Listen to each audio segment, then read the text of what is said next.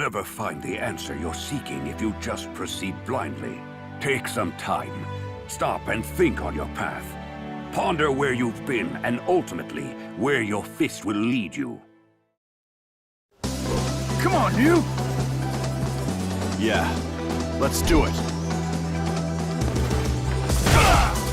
Today we're going to be taking a look at one hell of a fighting game. Ladies and gentlemen, today we're looking at none other than Street Fighter V.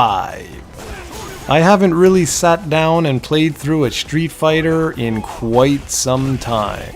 I more or less skipped out on Street Fighter 4 because by the time I was looking into the game, there were already different iterations of it available, and that always has turned me off with the Street Fighter series. I like to get in on day one. Well, that's one of the best features with Street Fighter V.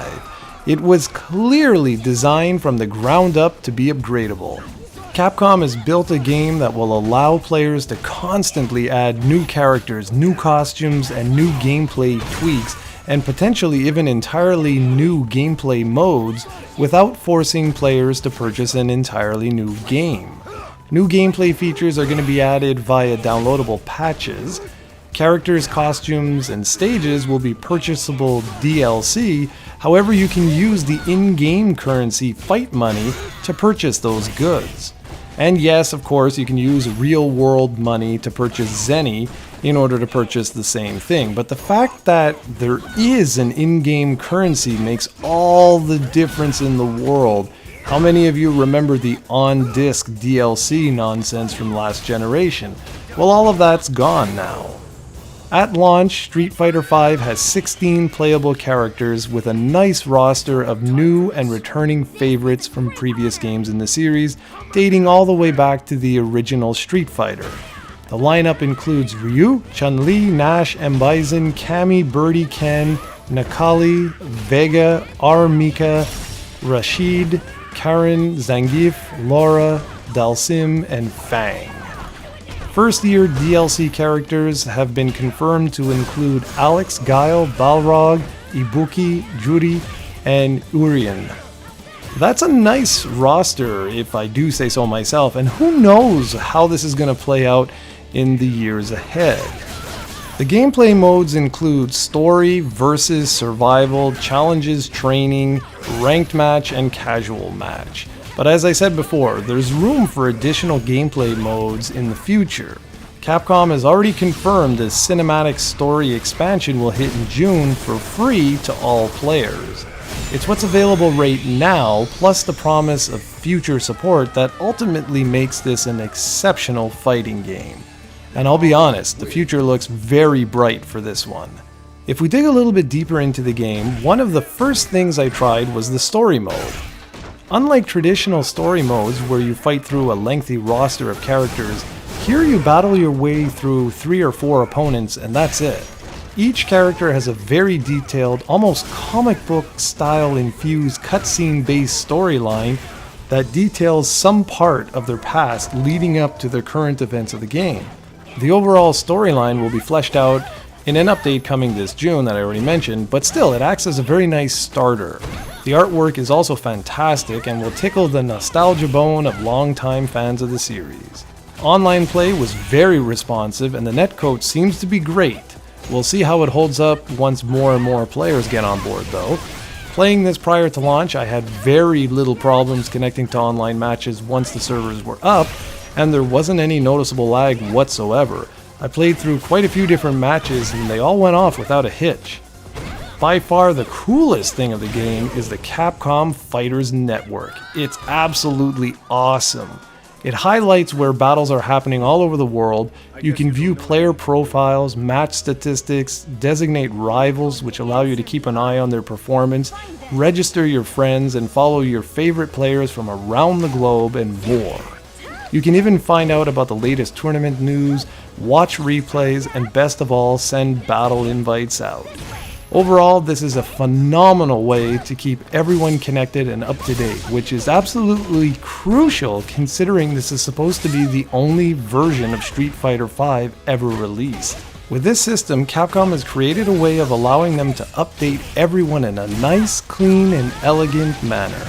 Hardcore fighting game fans are absolutely going to love this.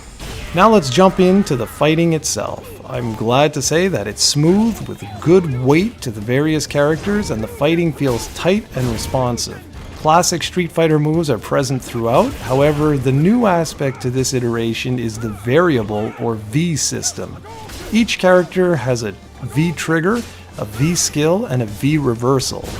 The V skill is completely different based on the character. Some perform an offensive, defensive, or mobility enhancing move. V reversals are very similar to alpha counters in the Street Fighter Alpha series and allow a player to counter an incoming attack. They take some time to master, but can allow you a chance to start up a wicked combination. The V trigger works like Ultras from Street Fighter IV in that they're designed to allow one player the chance to turn the tide on the other. Once triggered, they unlock a character's true potential. They can make standard moves more powerful, they can turn super special moves into ultra moves, and much more. Take Ryu for example. If you have full V stock and EX stock, you can trigger a Denjin Hadouken, which is by far his most powerful single move. You may have noticed I said EX stock, and that's right, you can keep stock of EX as well, which allows more powerful versions of standard special moves. Overall, the system is fairly easy to get into and robust enough that when coupled with a deep combo system, players should be able to spend countless hours seeing what's possible here. The audio-visual presentation is excellent. You can really tell they put the Unreal Engine 4.0 to good use here. And yes, it's true, there's a distinct style to the game that doesn't go for the realistic look, but it's still the prettiest Street Fighter ever made. The backgrounds in particular look great, and the comic book style cutscenes in the story mode are just wonderful. Okay, I gotta be honest, I've always preferred sprite-based fighters because they look gorgeous, but still, this is a very good looking game. The soundtrack is fantastic, and the new renditions of some of the old classic tunes are just great. Even the voice acting is pretty good, which kinda surprised me. Overall, it's Street Fighter you know and love, but in glorious next-gen HD.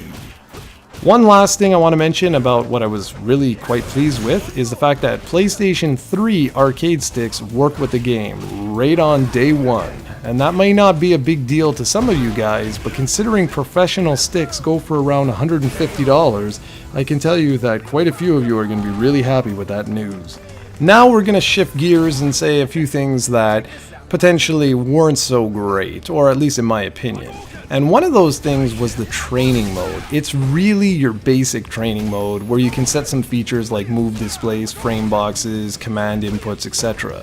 What it lacks is what made the training mode in Killer Instinct so damn exceptional on the Xbox One, and that is, it doesn't really teach you how to string combos together or how to understand the fundamentals of a fighting game. This won't even be a blip on the radar of series veterans, but for newbies, this really could have introduced them to Street Fighter in a whole new way. And I gotta admit, once I had played the game and I experienced just about everything the game has to offer pre-launch, I was a little surprised by just how bare bones it feels at times. Now don't get me wrong, there's all kinds of stuff you can buy in the shop, so you do have the incentive to keep playing. It's just that I felt, I don't know, maybe that there would have been more that I could have unlocked. For example, Mortal Kombat 10 just felt like a much richer experience in terms of sheer content. Overall, I have to admit, it was really nice being able to sit down, whip out my arcade stick, and just lose myself to a fantastic Street Fighter. It feels like I haven't done that in way too long. And that's the truth. This is an absolutely excellent game that is well worth the price of admission. And with the promise of no new Street Fighter V releases, and loads of future content delivered directly through this one game, fans of the series may have just found the ultimate Street Fighter experience.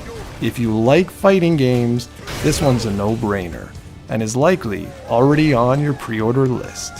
For more information, be sure to check out the full written review over at projectcoe.com. For what lies ahead. Oh yeah! Hadouken! That's what he said, Hadouken! Hadouken! Hadouken! Hadouken! Now the fight's begun! That's what he said, Hadouken! Oh yeah! Oh yeah! That's what he said, Hadouken! Triangle! Genji! Hadouken! It can't be over!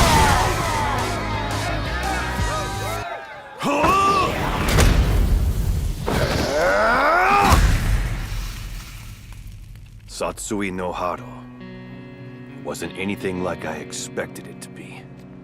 I'm still struggling to suppress it completely, but I've made up my mind. Until I find what lies ahead with this power, I'll keep moving and fighting, no matter what the answer is. I see. Then I guess it turns out we're not really after the same thing. But I did get something out of it. Thanks for that. Until we meet again.